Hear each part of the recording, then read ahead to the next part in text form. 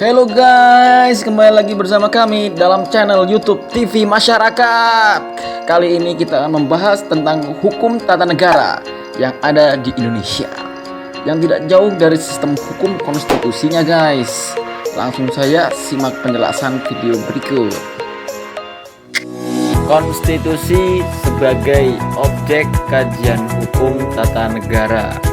Sebelum itu kita akan mempelajari terlebih dahulu sejarah tentang konstitusi. Pertama, tentang terminologi klasik. Dari catatan sejarah klasik terdapat dua perkataan yang berkaitan erat dengan pengertian kita sekarang tentang konstitusi, yaitu perkataan Yunani kuno politeia dan perkataan bahasa Latin constitutio yang juga berkaitan dengan kata jus. Dalam kedua perkataan politeia dan constitutio itulah awal mula gagasan konstitusionalisme diekspresikan oleh umat manusia beserta hubungan di antara kedua istilah dalam sejarah.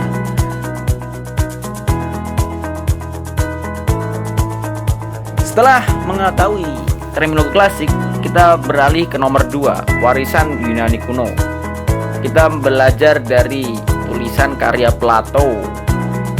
Dalam karyanya Politikus atau Statement yang memuat tema-tema yang berkaitan erat dengan gagasan konstitusionalisme. Dan di dalam karyanya yang Republik, dia menguraikan gagasan bahwasanya pentingnya menekankan hukum yang bersifat membatasi. Dan dalam karyanya Aristoteles, dia memaparkan tentang retorika, itu bahwasanya menginginkan seorang pemimpin yang ideal atau Superman dan berbudi luhur, bro.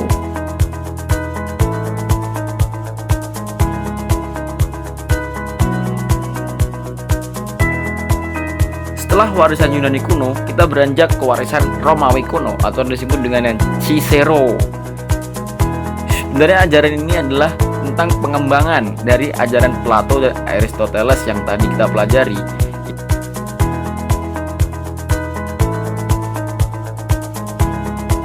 yaitu yang menghasilkan tentang memisahkan antara hukum dan negara, karena hukum mempunyai kedudukan tertinggi ternyata. Wow, tertinggi. Dan yang terakhir kepada warisan Islam, agama yang disebut konstitusionalisme dan hasil dari Piagam Madinah. Di Piagam Madinah atau disebut dengan Madinah Charter dalam Al-Safifah terdiri dari 47 pasal yang berisi perjanjian masyarakat Madinah pada 622 Masehi yang lalu. Ada 13 kelompok yang secara eksplisit disebut dalam teks piagam, menghargai keanekaragaman ras dan agama serta bersatu dalam menghadapi musuh. Itulah hasil dari Piagam Madinah. Itulah sejarah tentang konstitusi. Sekarang kita akan belajar tentang arti dan pengertian konstitusi. Pengertian konstitusi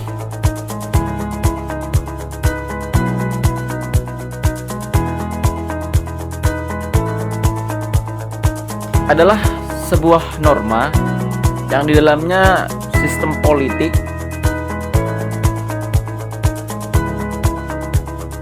dan hukum bentukan pada pemerintah negara, biasanya dikodifikasikan sebagai dokumen tertulis. Hukum ini tidak mengatur hal-hal yang terperinci, melainkan hanya menjabarkan prinsip-prinsip yang menjadi dasar bagi peraturan-peraturan lainnya. Di dalam prinsip terdapat yakni prinsip dasar politik, prinsip dasar hukum, lalu prosedur dan juga wewenang dan kewajiban pemerintah negara pada umumnya. Dari semua prinsip-prinsip yang ada di dalam ini, konstitusi umumnya merujuk pada penjaminan hak kepada warga masyarakatnya. Itu adalah arti dan pengertian konstitusi. Sekarang kita akan belajar tentang sifat konstitusi tersebut. Di antaranya Sifat konstitusi memiliki 3 kriteria. Pertama adalah formil dan material, luas atau kaku. Dan yang terakhir, konstitusi tertulis dan tidak tertulis.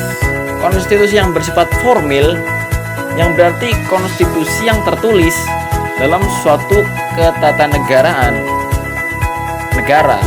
Ya misalnya seperti UUD 1945.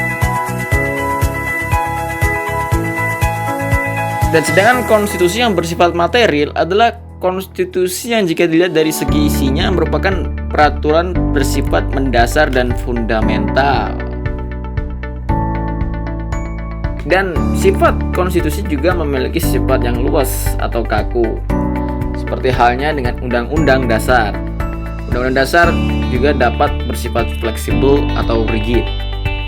Konstitusi tertulis, ya ini apabila dicantumkan dalam suatu naskah atau beberapa naskah. Sedangkan yang tidak tertulis dalam suatu naskah tertentu, melainkan dalam banyak hal yang diatur dalam konvensi-konvensi atau undang-undang biasa. Ada banyak hal yang tidak tertulis, seperti cintaku padanya tidak tertulis. Nah, itu adalah sifat konstitusi. Nah, lanjut yang terakhir, ya ini kita akan mempelajari tujuan dan hakikat konstitusi tersebut. Untuk apa ada konstitusi itu? Let's check it out. Sebenarnya sifat dan tujuan hakikat konstitusi yang pertama adalah keadilan sepadan dengan keseimbangan dan kepatutan serta kewajaran. Dan yang kedua, kepastian hukum terkait dengan ketertiban dan keteraturan yang berkaitan dengan keamanan dan ketentraman. Ketentraman. Dan yang ketiga, kebergunaan dan kebermanfaatan diharapkan dapat menjamin bahwa semua nilai-nilai tersebut akan mewujudkan kebahagiaan dan kedamaian hidup bersama. Gila.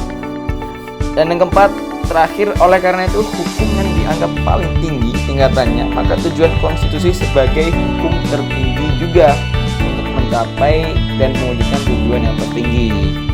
Apa yang tertinggi? Tinggi apanya dong? Jadi itulah poin-poin yang ada dalam mata pelajaran konstitusi sebagai objek kajian hukum tata negara, HTN singkatnya. Mungkin ada banyak poin yang sekiranya belum saya sampaikan. Mungkin akan saya bikinkan video berikutnya untuk memperjelas atau memperluas wawasan kita tentang hukum tata negara yang ada di Indonesia. Oke, see you next time in video. Apabila video ini bermanfaat, jangan lupa subscribe dan like. Keep studying and editing and be productive people. And also